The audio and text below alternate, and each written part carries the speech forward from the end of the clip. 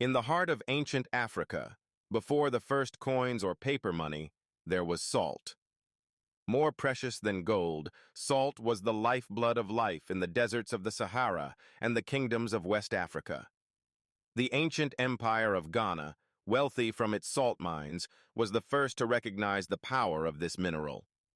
For centuries, salt was the most valuable commodity, traded across vast distances, fueling empires and shaping economies.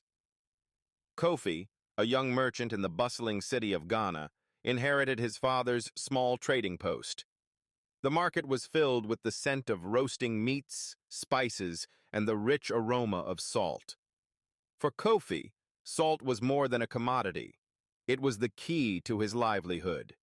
It was the foundation of the kingdom's wealth. Traders came from far and wide, bringing precious metals, textiles, and livestock to exchange for salt. One day, an elderly trader named Ahmed arrived in the marketplace. His face was weathered from years in the desert, and his voice carried the weight of experience. He whispered to Kofi, "I've seen kingdoms rise and fall, and I've carried salt through these lands for decades. But I fear salt's time may be ending. Gold is beginning to change everything." Kofi was puzzled. Salt had been the lifeblood of his empire, its value rooted in necessity. But Ahmed's words lingered in his mind. Could gold really replace salt? Kofi set out to explore this shift, traveling through the region and witnessing the rise of the Mali Empire. Under Mansa Musa, Mali's vast gold mines created untold wealth. Gold began to dominate the trade routes, and Kofi saw how the value of salt began to pale in comparison. The wealth from gold transformed the cities of the empire, from the glittering palaces of the kings to the flourishing marketplaces.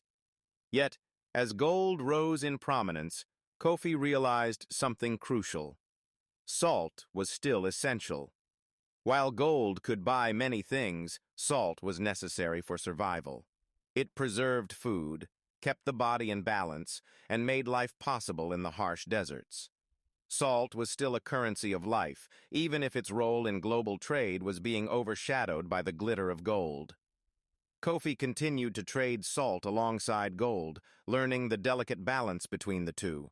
He saw how empires like Mali prospered with their gold, but also how salt remained a staple.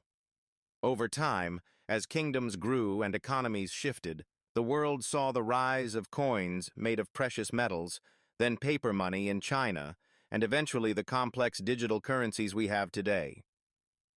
Kofi's journey echoed the timeless truth. Money evolves, but its value is rooted in what society needs most. Salt may have faded from the markets, but its legacy lived on, a reminder of how something as simple as salt could once rule the world.